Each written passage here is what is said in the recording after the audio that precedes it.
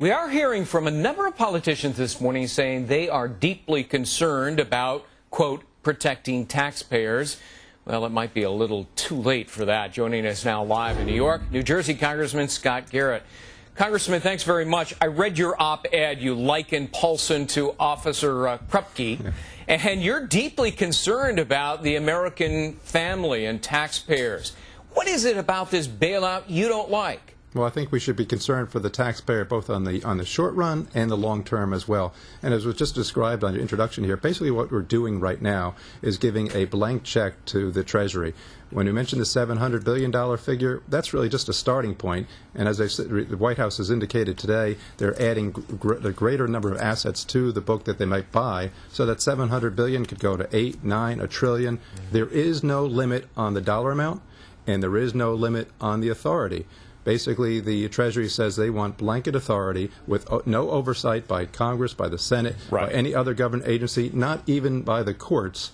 So this is basically a coup d'etat, if you will, by the financial sector here, by the Treasury Department, as setting up their own little entity here that can tax and spend, and no one, not the politicians and not the public, not the taxpayer, can stop it. If there was better disclosure, transparency, and accountability, if we were to modify this, would that assuage your concerns? Well, that's only one step, but there's even bigger questions than that. I mean, the first part is the short-term impact, and the short-term impact is spending money without accountability and potentially raising taxes. We heard Barney Frank on TV just over the weekend saying, yeah, he's all ready to raise taxes to help pay for this. The long-term effect is no one is considering, and that's the inflationary pressures as well.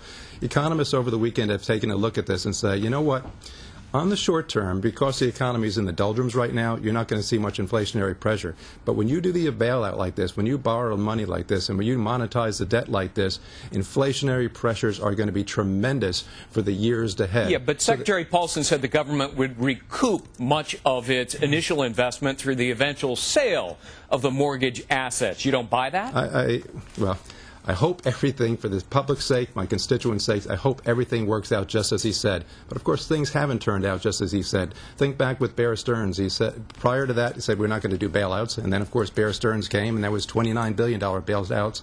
And he said it at that time. He said, we have to do Bear Stearns because if we don't, what will happen? Well, large insurers will fail. The GSEs will fail. 150-year-old industries in this country will fail. Well, you know what? They did do Bear Stearns, and the GSEs did fail. They became nationalized. AIG did fail. Lehman Brothers did fail. So, you know, with all due respect to the Treasury, brilliant man, I respect him a lot, but we look at the track record of where he was and where we've been up to this point in time. Let's start looking and listening to some other. There are people other than Secretary Paulson, economists, experts of all kinds on financial matters, and they predict that if we don't do some kind of a rescue plan here along the lines that's being proposed, there will be a complete financial collapse of the credit markets, run on banks, and a full-bore depression.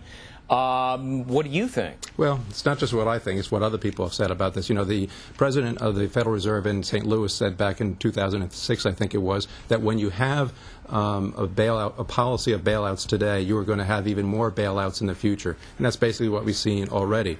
Now, we've had the opportunity over this past weekend, now that the plan is sort of out there. You know, the document is only a couple pages long. When you think about it, it's absurd that we're considering spending over maybe $1 trillion, who knows how much, without having anything in writing as far as what the overall plan is. But we do have the outline, and over the weekend we've had some economists from around the country been in contact with us, from business schools and elsewhere, and they said, you know, you need to do something.